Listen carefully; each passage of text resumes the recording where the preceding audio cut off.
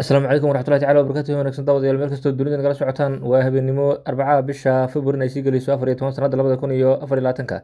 qodobada barnaamijkeena ku maqli doontaanna waxaa ka mid a wafdi ka socda dowladda soomaaliya oo gaadhay magaalada Addis Ababa ee xarunta waddankaasi Itoobiya. Haddaba maxaa soo kordhay iyadoo la ogaa in labada dowladood ee Soomaaliya iyo Itoobiya uu ka dhexeeyay guud ahaanba khilaaf aad u ballaaran oo keenay xitaa in labada dowladood ay xiriirka isku jiraan, isla markaana madaxweyne xasan sheekh maxamuud iyo weliba ra'iisul wasaaraha waddankaasi Itoobiya Abiy Ahmed dhowr madalood oo ay ku kulmeen inta uu khilaafkaasi taagan yahay uu diiday in ay si gaar ah isku arkaan.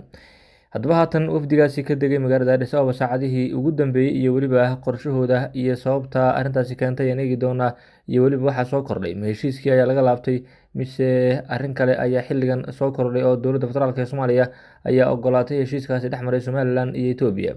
Wasiirka arrimaha dibadda ee dowladda Soomaaliya ayaa gaadhay magaalada Addis Ababa ee xarunta waddankaasi Itoobiya. Taliyaha ciidamada militariga ee waddanka Talyaaniguna waxa uu tegay magaalada Muqdisho waxaana uu kulan gaar ah la qaatay madaxweynaha Soomaaliya Xasan Sheekh Maxamuud.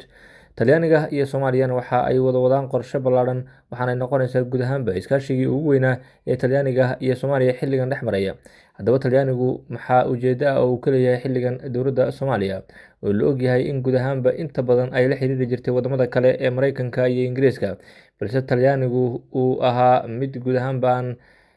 isagu galaangal aad u badan ku lahayn dowladda Soomaaliya, balse haatan taliyihii ugu sarreeyay ayay is arkeen madaxweyne xasan sheekh maxamuud waxaana laga wada hadlay arrimo dhowra iyo weliba Aabe Cabdicasiis oo ahaa aabihii dhalay gabadhii Luul Cabdicasiis ee lagu gubay magaalada Muqdisho oo sheegay in gabadhiisa meydkeeda uu ku jiro filinjeer, halka ninkii dilkaasi geystay ama gabadhaasi gubayna uu guud ahaanba magaalada Muqdisho meel mukayf ugu xidhan yahay oo guud ahaanba uu ku raaxaysanayo. Arrintaasi ayaa uu sidoo kale sheegay aabaha dhalay gabadhaasi oo ka cabanayay siday wax u socdaan iyo weliba cadaaladii uu raadinayay gabadhiisa oo xilligan weji cusub yeelatay. Haddaba maxaa soo kordhay ayaan eegi doonaa, iyadoo ninkaasi lasoo qabtay islamarkaana magaalada Muqdisho la keenay, la filayeyna in maxkamad la hor keeno, in haatan xaaladdu ay dhinaca kale isku rogto iyo waxyaabaha keenay ayaan eegi doonaa, iyadoo warar kala duwan ay kasoo baxayaan arrimahaasi oo ku aadan in xilligan la wado waan la doonayo in la kala dhex dhigo labada qoys iyo weliba ninkaas sidii lagu badbaadin lahaa oo falowgeeda xilligan la hayo.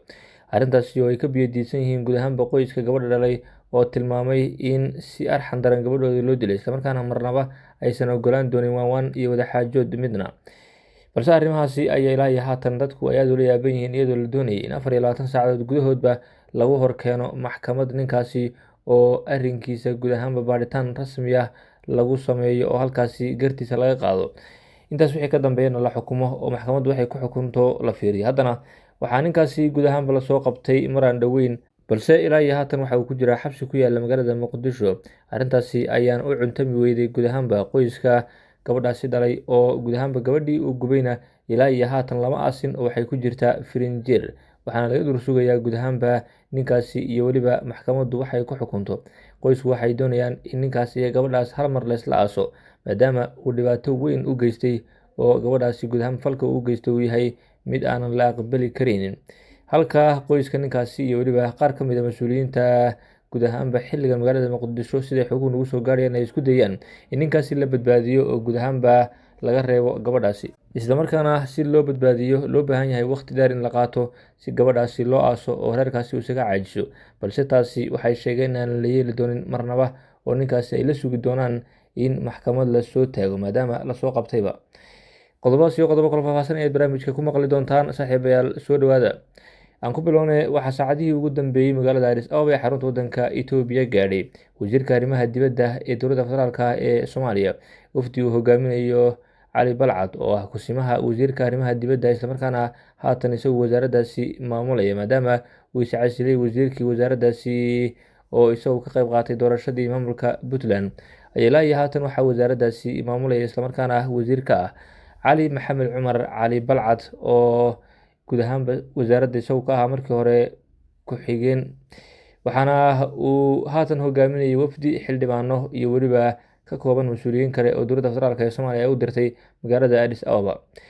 Ujeedka ayaa waxaa guud ahaanba la sheegay in ay ka qaybgeli doonaan shirka 44aad ee dalalka midowda Afrika, kaas oo looga hadli doono xaaladda guud ee gobolka iyo sidii loo wajihi lahaa caqabadaha jira. Sidoo kale waxaa la filayaa in shirkan lagu soo qaado xiisadda diblomaasiyadeed ee haatan u dhexeysa labada dowladood ee Soomaaliya iyo Itoobiya oo si weyn loo dareemay. Dhanka kale, wasiir Cali Balcad ayaa u warramay warbaahinta dowladda, waxaana uu shaaca ka qaaday in damaca Itoobiya uu la mid yahay waddan heshiis la galay gobol dal kale ah, ayna jirin cid ku garab istaagayso gardarrada ay waddo dowladda Itoobiya.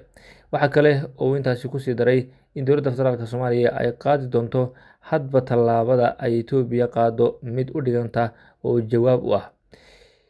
Tallaabo kasta oo ay Itoobiya qaaddo mid u dhiganta ayaan qaadi doonaa, ayuu yidhi wasiiru dowlaha wasaaradda arrimaha dibadda ee xukuumadda Soomaaliya. Ugu dambeyn, wuxuu hoosta ka xariiqay inaysan ogolaan doonin wax dhexdhexaadina ilaa ay xukuumadda Addis Ababa ka laabanayso heshiiska ay la gaadhay Somalilan. Hadalkan ayaa ku soo aadaya iyadoo xiisadda u dhaxaysa labada dowladood ay cirka isku shareertay tan iyo bishii lasoo dhaafay, markaas oo la saxeexay heshiiskan badda. Waxaana ilaa iyo haatan dowladda federaalk ee Soomaaliya isku dayeysaa inay heshiiskaasi buriso, iyadoo meelo fara badanna u martay. Madaxweyne xasan sheekh maxamuud iyo xukuumaddiisuna ay isku dayayaan in arrintaasi ka hortagaan. Ra-iisul wasaaraha waddanka Itoobiya Abiy Axmed waxa uu haatan ku sugan yahay magaalada Jigjiga ee xarunta dowladdeegaanka Soomaalida, halkaasi ayuuna guud ahaan ku sugnaa saacadihii lasoo dhaafay iyo weliba maalmihii lasoo dhaafayba, isagoo safarkiisa kasoo bilaabay magaalada Goday ee xarunta gobolka Shabeelle. Balse haatan shirka ka furmi doona magaalada Addis Ababa ayaa waxay Soomaaliya dooneysaa inay halkaasi kaga hadasho, islamarkaana ay Itoobiyana iyaduna kasoo qayb gasho, islamarkaana halkaasi ay gartaasi ku dhageystaan Midowga Afrika oo iyagu la doonayo inay halkaasi kasoo wada qayb galaan.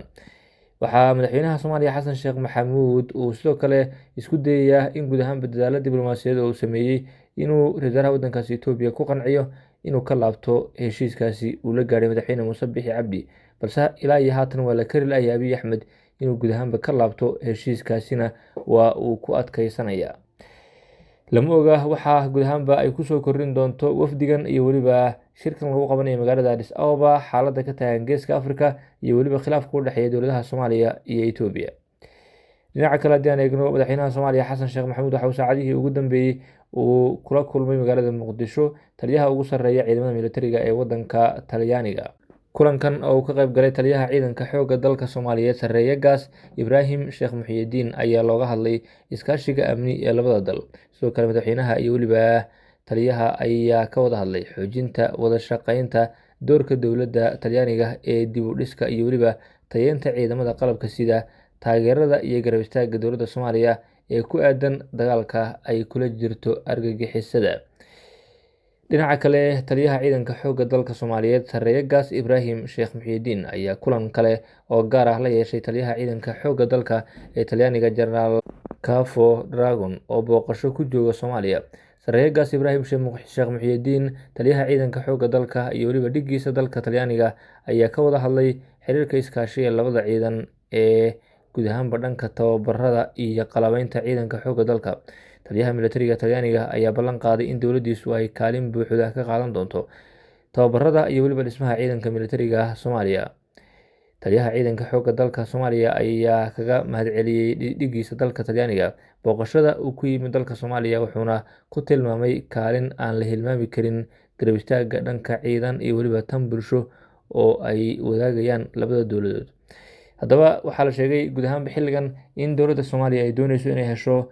xulafo badan oo guud ahaanba ay rabto in ay ku soo dhaweyso Soomaaliya si ay isaga kaashadaan arrimaha kala duwan ee haatan mandaqada Geeska Afrika ka taagan. Sidoo kale, waxaa dad badan oo falanqeynaya arrintan ay tilmaameen qaarkood in dowladda Soomaaliya ay u muuqato inay ku cabsi gelinayso Itoobiya inay haysato guud ahaanba dowlado waaweyn oo xilligan garab taagan dowladda Soomaaliya. Haddii Soomaaliya aynan tabar weyn lahaynna ay haysato guud ahaanba wadamo taageeraya oo xilligan barbar taagan Soomaaliya, waana sababta ugu weyn ee haatan dowladda Soomaaliya arrimahaasi u sameynaysa inay tahay dhoolatus ay dadka qaar ku tilmaameen. Akhyaarta sharafta leh wada nagala socoto, tan iyo kulanti dambe, nabadgelyo.